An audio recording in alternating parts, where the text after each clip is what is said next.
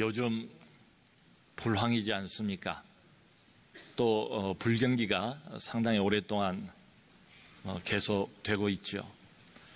새로 정부가 들어서서 제일 열심히 추진하는 사업이 불경기를 극복하는 일자리를 창출하는 이쪽에 초점을 맞추고 있습니다.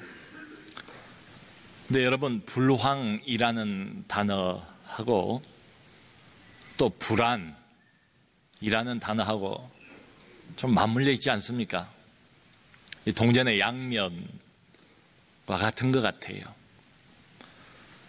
불황이고 미래가 불확실하니까 아무래도 사람들 그 불안 심리가 높아지기 마련이죠.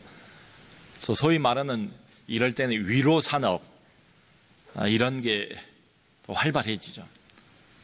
그 중에 하나가 이제 점술 산업인데요. 우리나라 지금 현재 전국의 무속인들 그리고 역술인들 하면 사주팔자 관상 이런 걸 보는 이걸 직업으로 삼고 있는 사람들이 60만 명 이상이 된답니다. 어떤 분은 100만 명가량 되는 것을 또 그렇게 이야기를 하기도 합니다. 네, 상당히 많습니다. 또 요즘 인터넷이 잘 발달되어 있는 때 아닙니까? 거기에 맞춰가지고 인터넷을 통한 점집, 이것도 200여 개 이상이 아주 성황리에 사업을 하고 있다고 그래요. 여러분, 이런 점술 산업이 무려 약 4조, 총액 4조라는 어마어마한 금액의 규모로 사업이 진행되고 있다는 게 진단입니다. 젊은 사람들은 또 젊은 사람답게 카드점을 애호하는데요. 타로 카드점. 대학가마다 이런 카드 점집들이 성행을 하고 있는데요. 그 유명한 젊은이들 거리로 알려진 홍대 로데오 거리에는 10개 이상의 타로 카드 점집이 아주 성업을 하고 있다고 그래요. 요즘 같은 때 무슨 아마 믿는 분들은 이렇게 생각할지 몰라도 실상은 다릅니다. 지금도요, 용한 점집은 당일날 예약이 안 됩니다. 제가 이 설교를 준비하다가 바로 이제 어제입니다. 네이버에 보면 바로 옆에 그 인기 검색어가 이렇게 쭉 뜨잖아요. 인기 검색어 2위가 생년월일 운세더라고요. 직장인들 인기 검색어 2위입니다.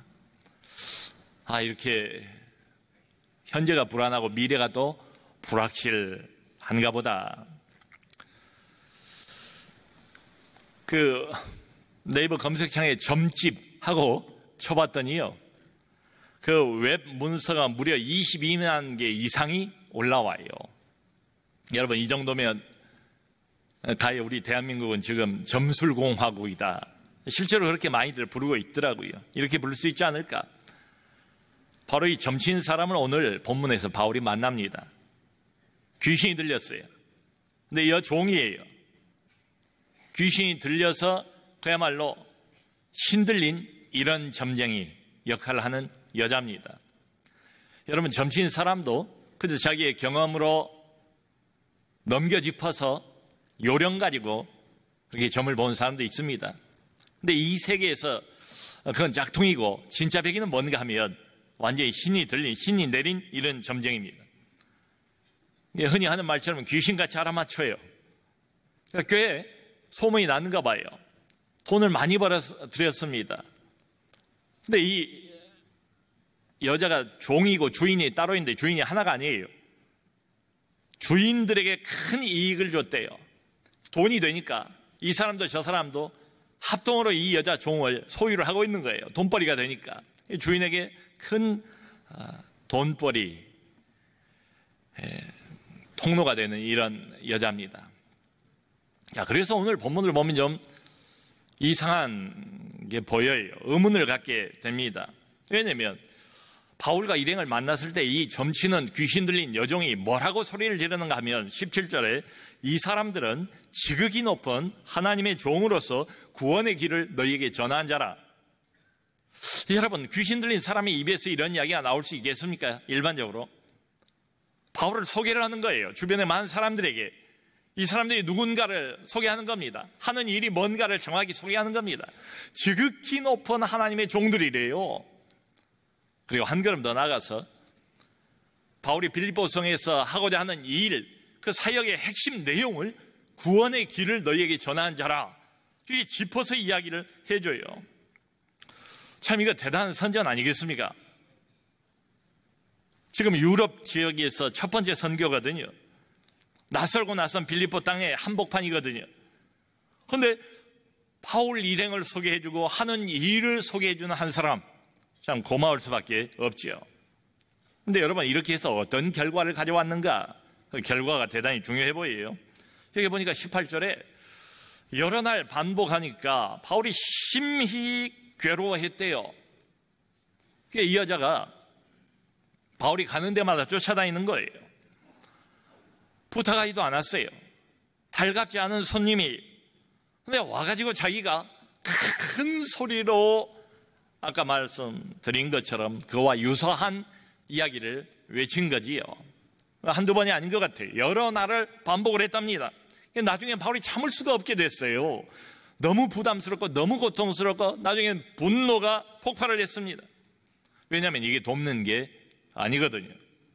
결국은 방해 공작입니다. 이 여자가 조곤조곤 이렇게 이야기를 하는 게 아니고 큰 소리로 고래고래 소리를 지르니까 말하자면 마이크를 독차지하게 된 셈이죠. 사람들 시선을 처음부터 자기에게 집중을 시킵니다. 바울이 복음을 전합니다. 순수한 복음을 전하려고 합니다. 바울의 목소리가 들리질 않아요. 여자가 워낙 난동을 부리는 것처럼 큰 소리를 계속해서 질러대니까 말이지요. 여러분, 그 모습을 보면서 사람들은 이런 오해를 하지 않겠습니까? 아, 저 점친 여인하고 낯선 저 사람들하고 함께 섞여서 뭔가를 이야기를 하는데 저 사람들이 말하는 복음이라는 거하고 무당하고 관련이 있는가 보다. 아마 저 바울이라는 저 사람하고 이 점친 여종하고 같은 편인가 보다. 이런 오해를 또 할 수 있지 않겠습니까? 아마 이 여자는 이미 빌립보 안에서는 꽤 유명세를 타고 있는 사람처럼 보여요. 여러분, 지금 이 점치는 여종이 말하는 내용, 진리를 말하고 있지요. 틀림없는 사실이죠. 지극히 높은 하나님의 종 맞지요. 그리고 구원의 길을 전하려고 온 것도 맞지요. 자, 그리고 지금 바울 그리고 일행은 상황이 어떻습니까? 누군가의 지지를 필요로 하는 이런 상황이에요. 그래서 우리가 언뜻 생각해 보면, 아니 그러면 이렇게 맞는 말 하는데 계속 선전해 주는데 이 여자가 계속 말하도록 떠들도록 내버려두면 어떤가? 그래서 여러분, 근본적으로 좀 이게 희한한 장면입니다. 좀 이상스러운 이런 그림이긴 해요. 그래서 근본적으로 이런 질문을 던져볼 필요가 있습니다. 자, 이 귀신 들린 여종입니다. 사탄의 하수인입니다. 그런데 과연 사탄이 복음 전도자들을 도와주려고 하겠는가? 과연 마귀가, 악한 영이 진심으로 하나님을 위하겠는가? 복음을 위하겠는가? 교회를 위하겠는가? 말하는 내용은 틀린 것 없어요. 진리예요. 사실이에요. 근데 여러분, 영적인 영역에서는 말하는 내용만이 문제가 되는 게 아니에요. 그 말을 누가 하는가? 말하는 동기가 매우 중요합니다. 그 예수님께서 복음서를 보면 어느 지역 들어가시면 귀신들이 나타나잖아요. 귀신 들린 사람들이 먼저 와요. 먼저 알아보고 그 앞에 무릎을 꿇습니다. 그리고는 뭐라고 말하는가 하면 지극히 높으신 하나님의 아들 예수여, 엎드려 절을 하면서 지극히 높으신 하나님의 아들 예수여. 이게 맞는 말 아닙니까? 진리 아닙니까? 아무도 다른 사람이 이 사람이 누군지를 몰라요. 비치는 걸 몰라요. 근데 귀신이기 때문에 귀신같이 알아보는 거지요. 먼저 엎드려 절해요. 고백을 해요. 떠들어요. 그럼 맞는 말 하니까 예수님이 내버려 두셨나요? 안 그러지요. 예수님께서 그 입을 막으십니다. 꾸짖어 이르시되 잠잠하고 그 사람에게서 나오라, 이렇게 명령하세요. 왜 이러시는가? 그 고린도후서 11장 13절 14절 보면 사도 바울이 거짓 사도에 대해서 이야기를 합니다. 그때나 지금이나 있습니다. 거짓 사도가 뭐라고 그 사람들 부르는가 하면 속이는 일꾼이래요. 속인대요. 그리고 그리스도의 사도로 가장을 한대요. 자, 그러면서 중요한 말을 이렇게 이야기합니다. 이어갑니다. 근데 이게 이상한 일이 아니라는 거예요. 그러면서 하는 말이 사탄도 자기를 광명의 천사로 가장하느니라. 여러분, 사탄, 거짓 사도, 거짓 영, 악한 영, 어둠의 영, 예나 지금이나 이 사탄의 주특기가 있다는 거예요. 그건 뭔가 하면 속이는 겁니다. 변장술, 이게 사단의 특징이고 주특기입니다. 그러니까 오늘날로 사단이 뿔 달고 나타나지 않는다는 거예요. 여러분, 사단을 아주 하수로 보면 곤란합니다. 어떻게 해야 먹혀들지 잘 알아요. 어떻게 접근하는 게 가장 효과적인지 사단이 먼저 알아요. 영리한자입니다. 사단도 자기를 광명의 천사로 빛의 사자인 것처럼 그렇게 가장을 한대요. 변장술의 천재가 바로 사탄이에요.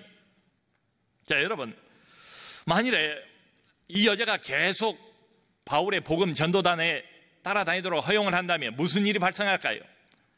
마귀가 하나님의 복음 전도에 가담한 것을 허용해버린다면 장차 무슨 일이 발생하게 될까요? 처음에는 교회를 위하는 척 하겠죠. 결국 머지않아 교회를 완전히 파괴시키려고 애를 쓰지 않겠습니까? 당시 이 지역에서 구원이라는 주제는 낯선 주제가 아닙니다. 예수는 몰라요. 하나님도 관심 없어요. 근데 구원에는 관심이 있어요. 여러분, 사람들은 영원한 것에 대한 동경심이 있습니다.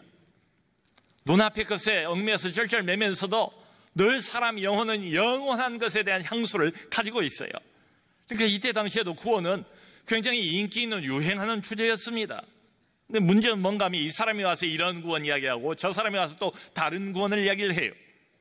바울과 그 일행이 와가지고 또 구원 이야기를 하니까 아하, 저건 또 새로운 이론인가 보다 귀를 기울일 수가 있겠지요. 근데 결정적인 문제는 뭔가 하면 바울이 전하는 이 구원은 전혀 다른 종류의 구원이죠. 유일무이한 구원이죠. 그저 돌아다니는 많은 구원의 이론 중에 하나가 아니지요.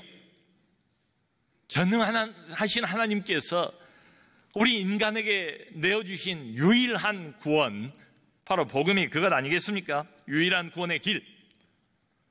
그런데 귀신 들린 여종이 앞장서 가지고 계속 선전을 하게 되면 사람들이 그렇게 생각하겠죠. 아하, 저 사람들이 지금 전하는 복음이라는 거 하고 이 여자가 하고 있는 점술이라는 거 하고 매우 깊은 관계가 있는가 보다.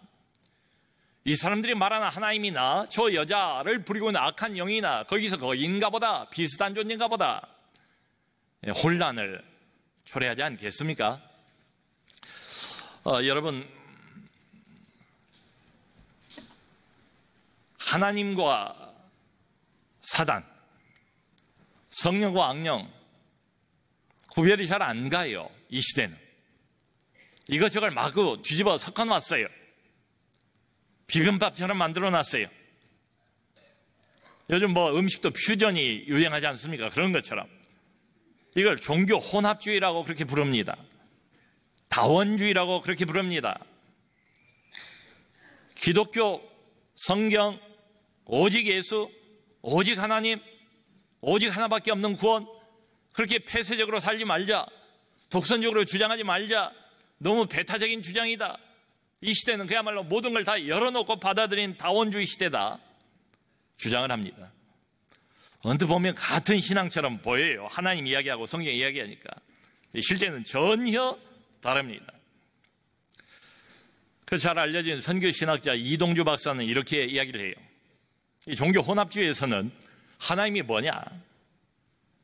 세계에서 제일 높은 에베레스트 산과 같다.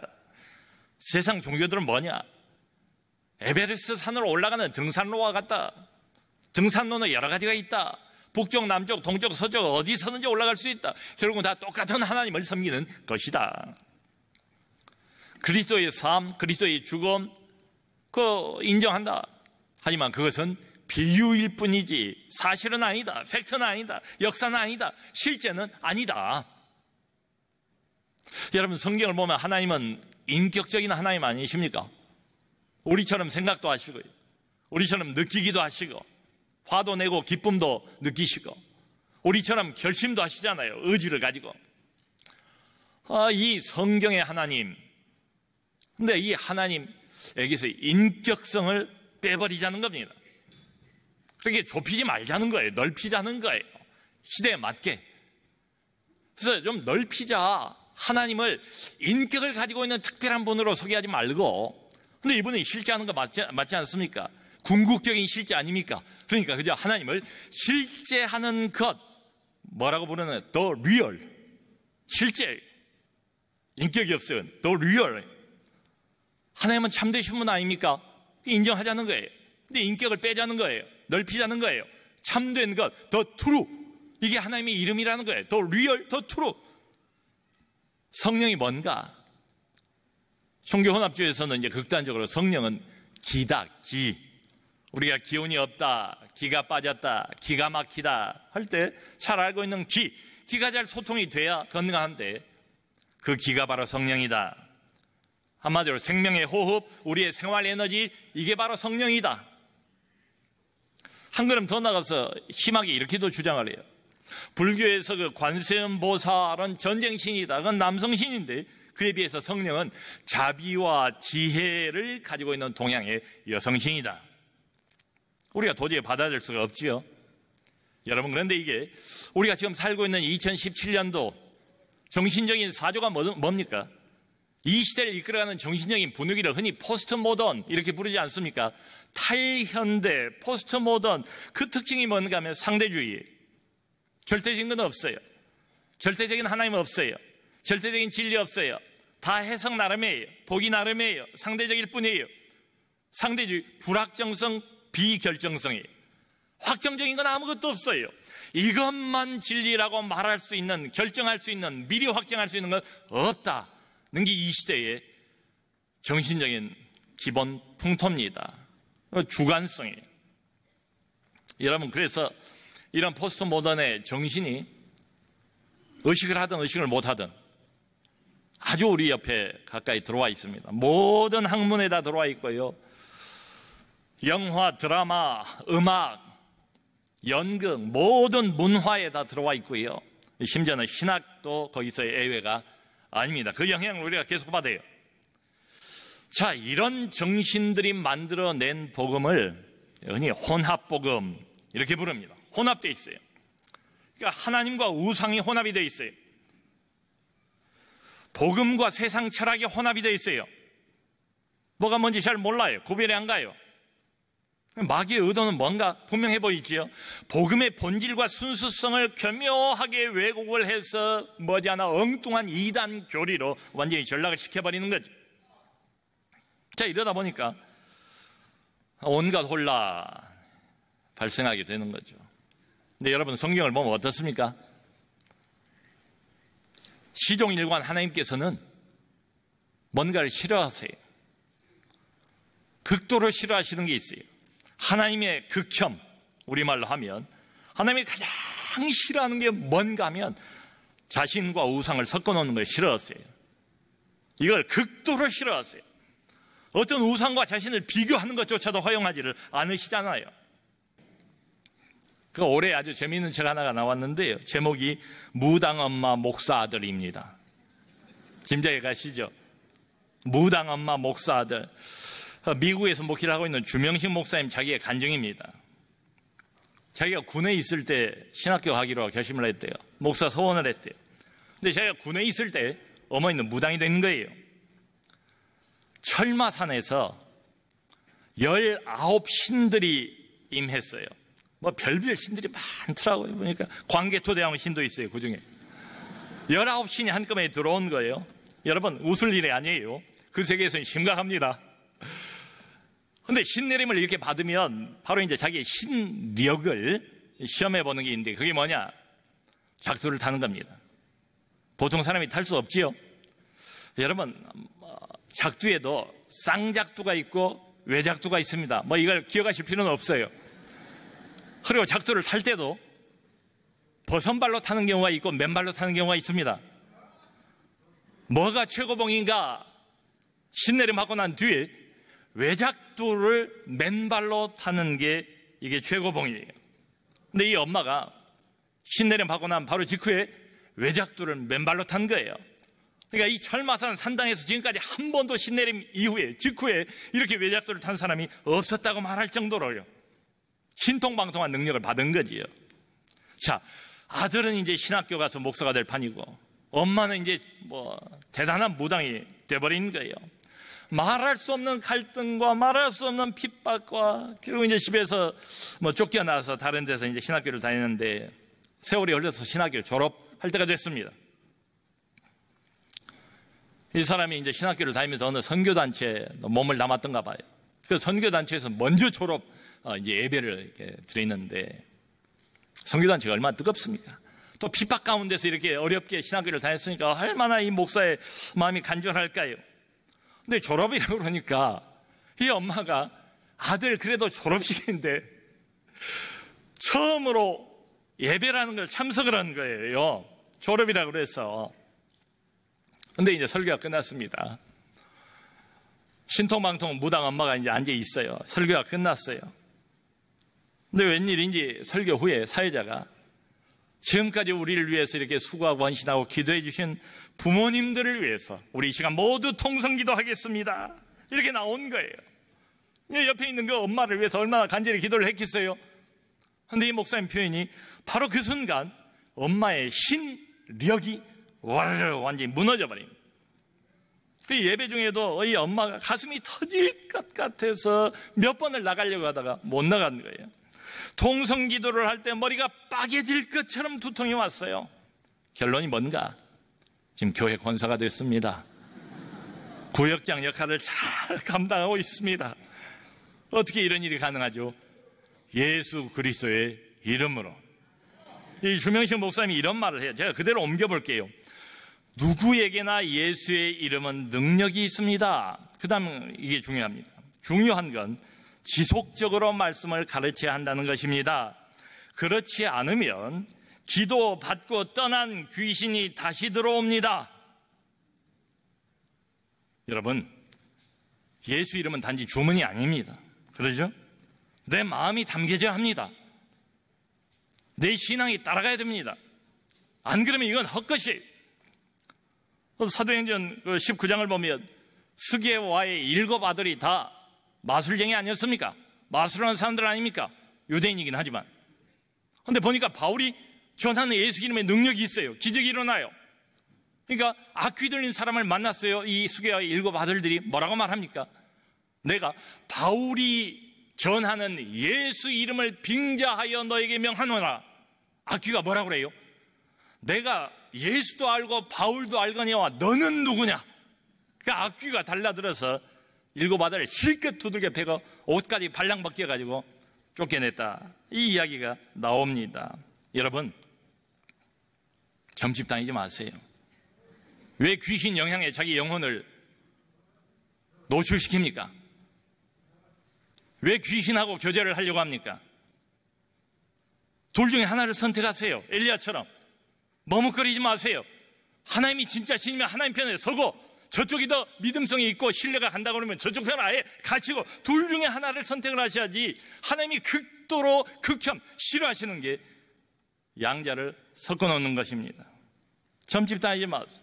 하나님과 우상을 함께 섬기지 말아야 됩니다. 하나님이 미워하는 짓이에요.